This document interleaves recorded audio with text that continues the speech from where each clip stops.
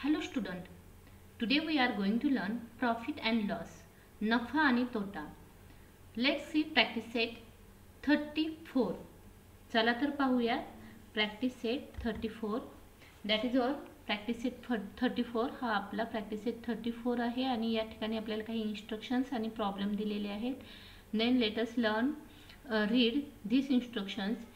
Using the figure given below, frame problem based on profit percent or loss percent and solve the problems.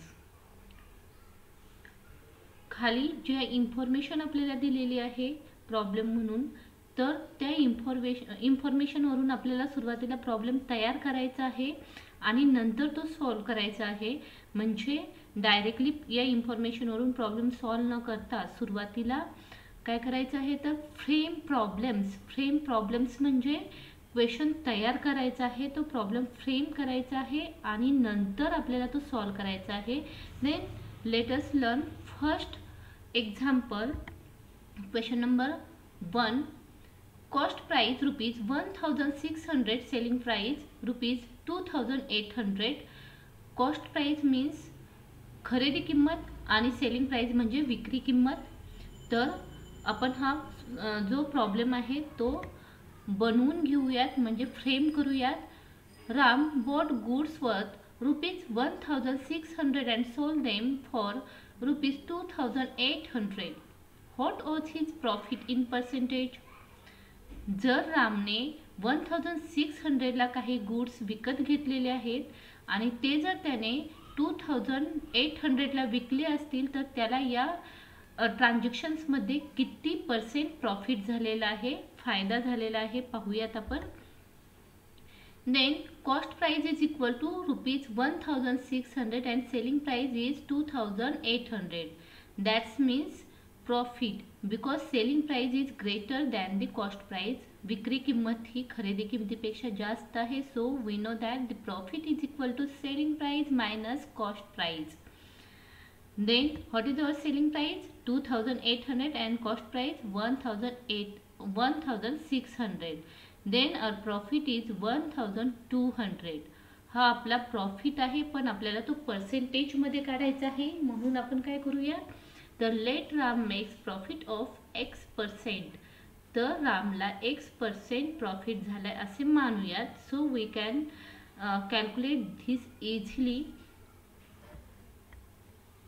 This is formula. हे आपल्याला formulate करून घ्यायचं आहे. आपण नेहमी जो तोटा किंवा नफा आहे तो पर्सेंटेज मध्ये काढताना कॉस्ट प्राइसचा विचार करायचा आहे.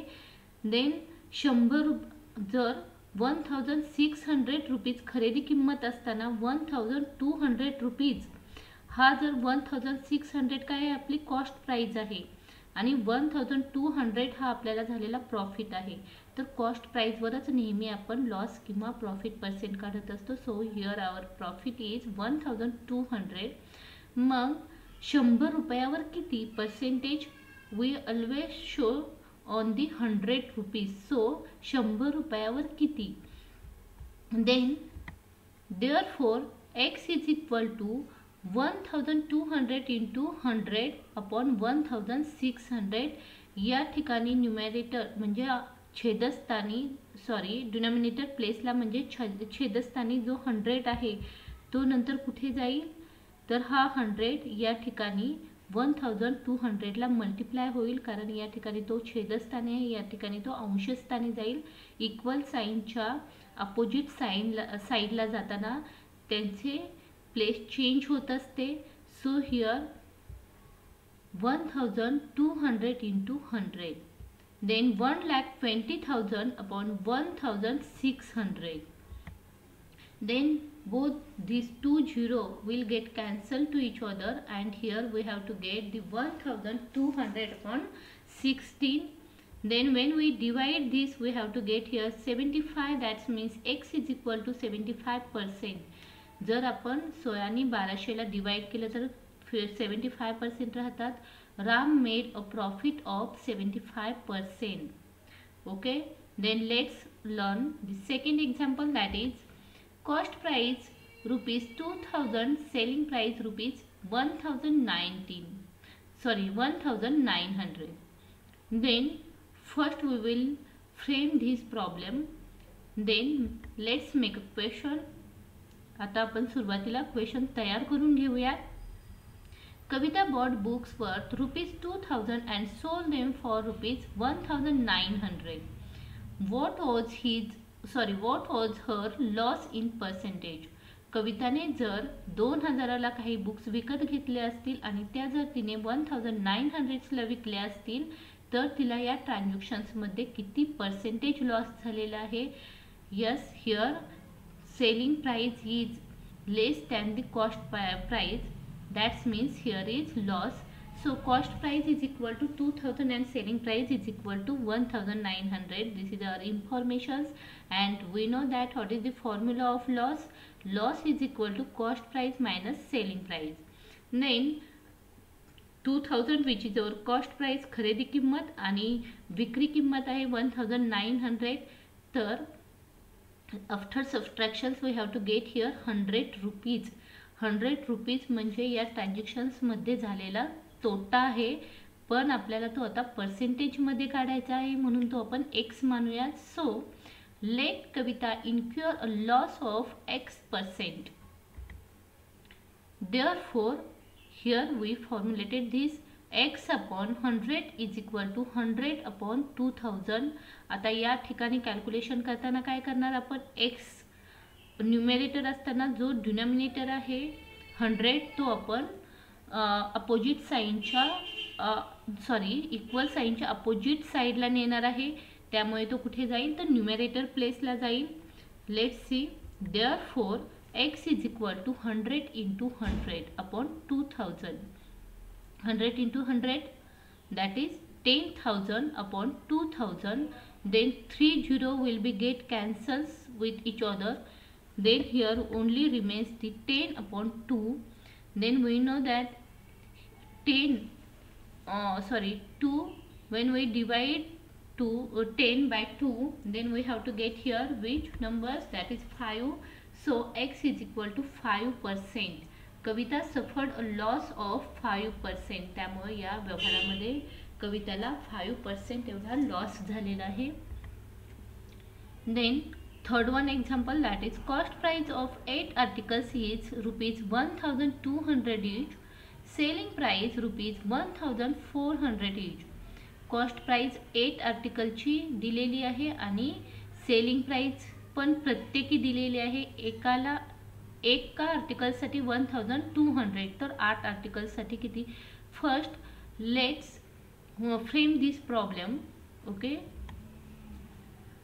Pallavi bought 8 tables for ₹1,200 each and sold them for ₹1,400 each. What was the percentage of her profit or loss? आपण हा क्वेश्चन तयार केलेला आहे या दिलेल्या इन्फॉर्मेशनवरून.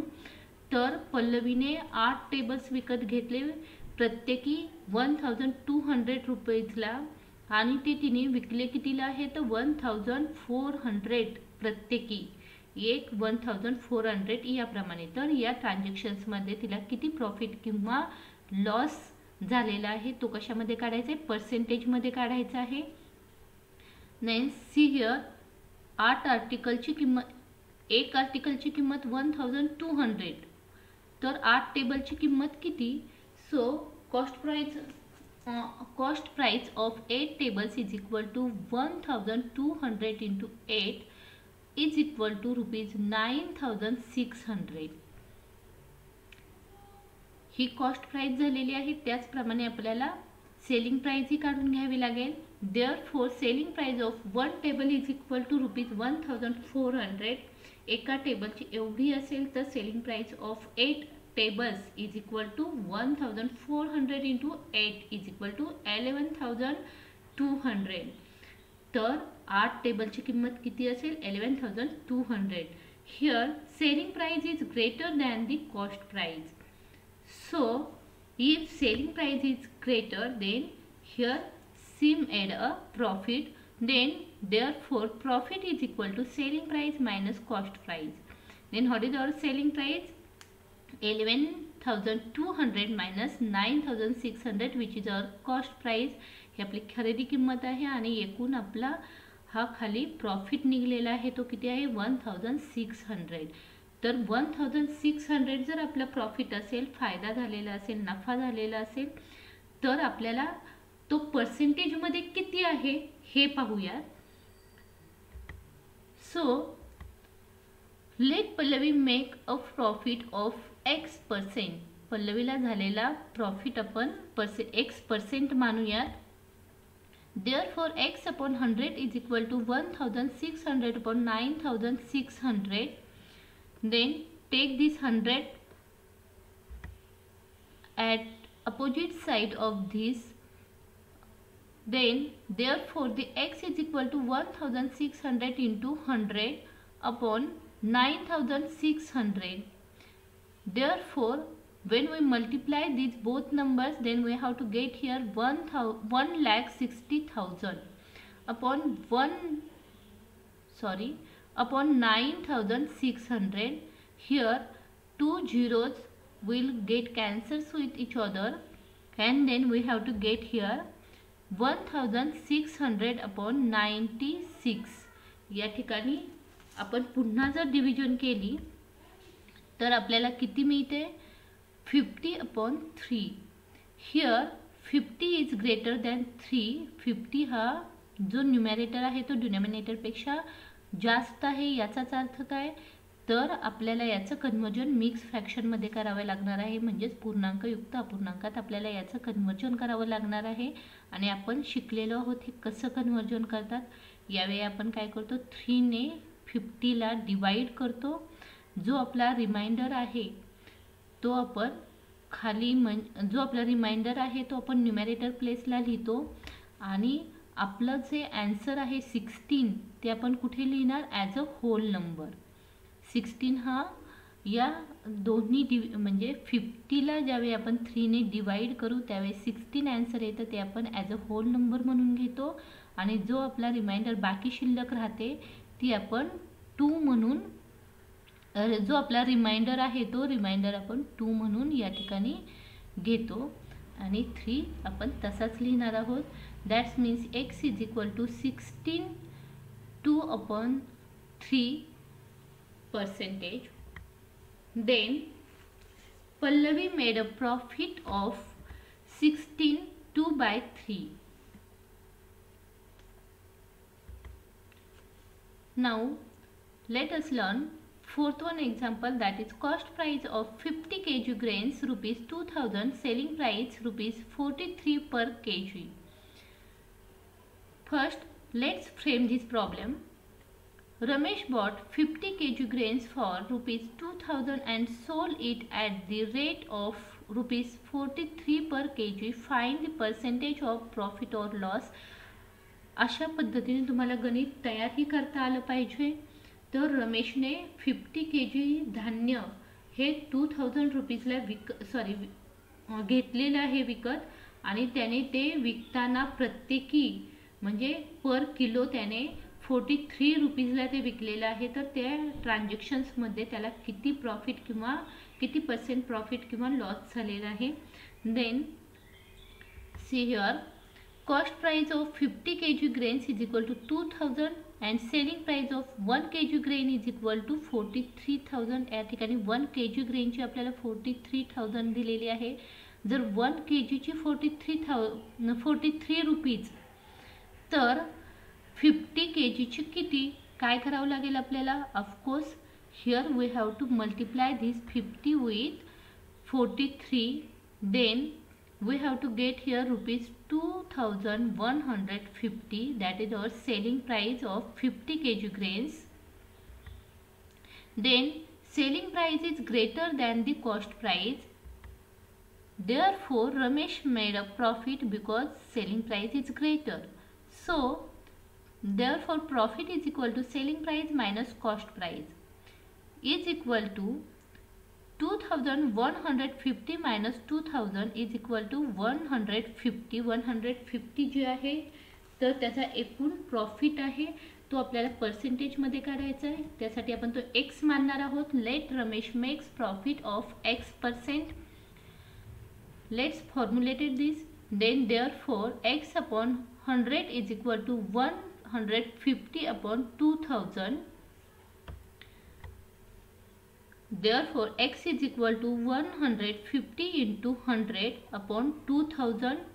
When we will multiply these both number, we have to get here 15,000 upon 2000. Then 3 zeros will get cancelled to each other, and we have to get here 15 upon 2. तर 15 upon 2 मध्ये numerator is greater than denominator, so we have to convert it into the mixed fractions. आपल्याला हे mixed fraction मध्ये conversion करून घ्यावं लागेल. आत्ताच आपण पाहिलं 2 ने ज्यावेळी आपण 15 ला डिवाइड करू त्यावेळी जो रिमाइंडर आहे that is 1 which is our numerator, 7 which is our answer which we take here as of whole numbers, and 2 which is denominator which we will be write here same. That's our answer. X is equal to 7 1/2%.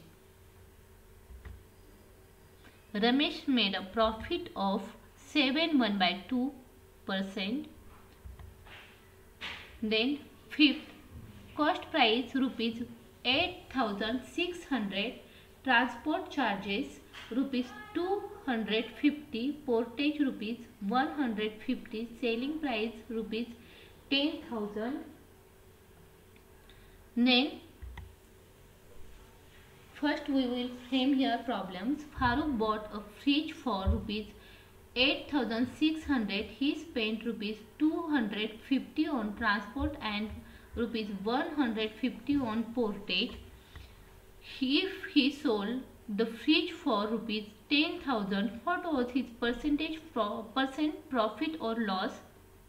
तो आता या ठिकाणी फारुकने जर fridge 8,600 रुपीजला विकत घेतले आणि त्यावर त्याने जर ट्रान्सपोर्टसाठी आणि पोर्टेजसाठी जर खर्च केलेला असेल आणि नंतर त्याने ते 10,000ला विकले तर त्याला किती % प्रॉफिट आणि लॉस झाला.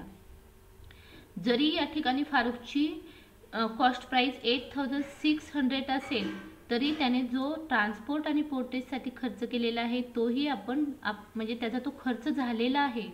सो आपण तो काय करणार आहे तर कॉस्ट प्राइस मध्ये इन्क्लूड करणार आहोत, म्हणजे ती झाली आपली total cost price. Then total cost price of fridge is equal to cost of fridge plus transportation cost plus portage which is 8,600 plus 250 plus 150 is equal to 9,000. That is our total cost price. And what is our selling price? That is rupees 10,000. Then selling price is greater than the total cost price.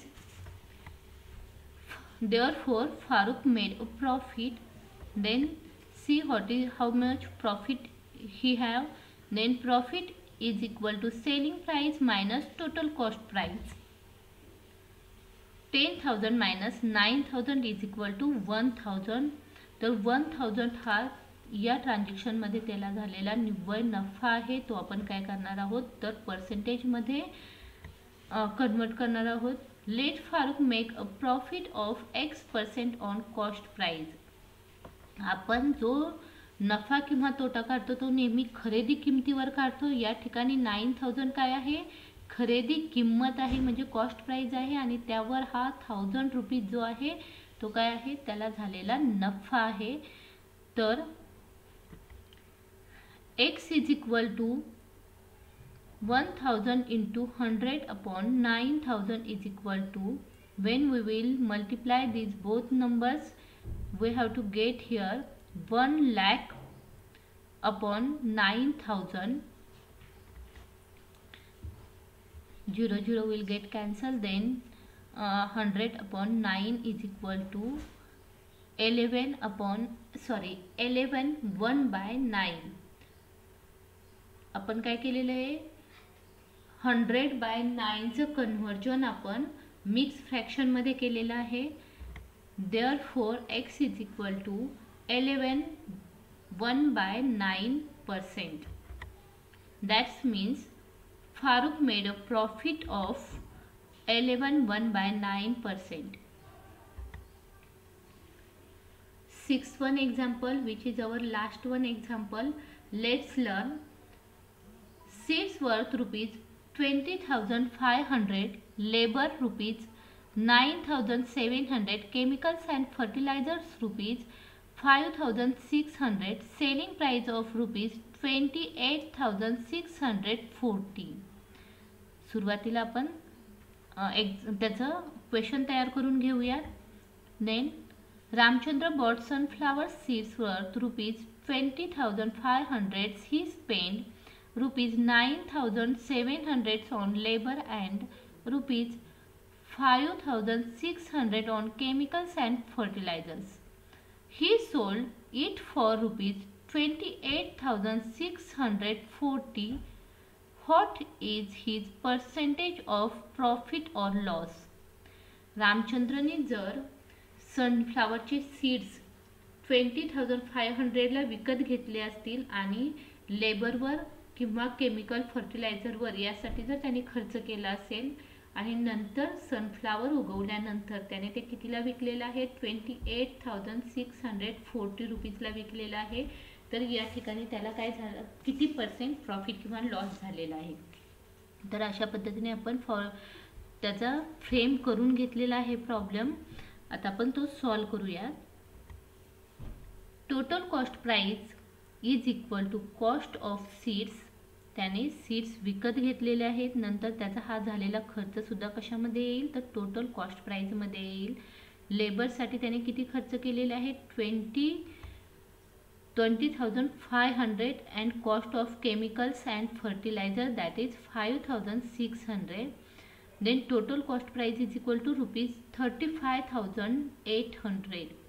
that means this is cost price, total cost price, and selling price is equal to rupees 28,640. here the total cost price is greater than the selling price, therefore Ramchandra suffer a loss. then we know that when we will going to solve this, that times we always write down here first formula, and we know that what is formula. Loss is equal to total cost price minus selling price. What is our total cost price? 35,800 minus 28,640 is equal to rupees 7,160. हा त्याचा याच्यावर झालेला तोटा आहे, निव्वळ तोटा म्हणू शकतो आपण त्याला. आता आपण पर्सेंटेज मध्ये तो काढणार आहोत म्हणून तो आपण x मानणार आहोत. Let Ramchandra incur a loss of x%. Therefore x upon 100 is equal to 7,160 upon 35,800.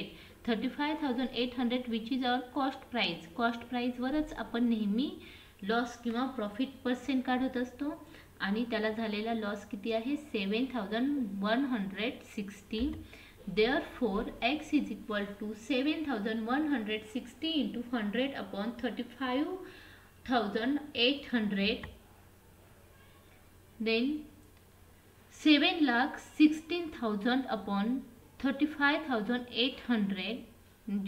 2 zeros will get cancels to each others, and then we have to write here 7,160 upon 358. when we will divide it we have to get here 20. आपल्याला किती मिळालेले आहे तिथे तर 20 मिळाले, means 20%. Ramchandra incur a loss. x is equal to 20%, which is his loss.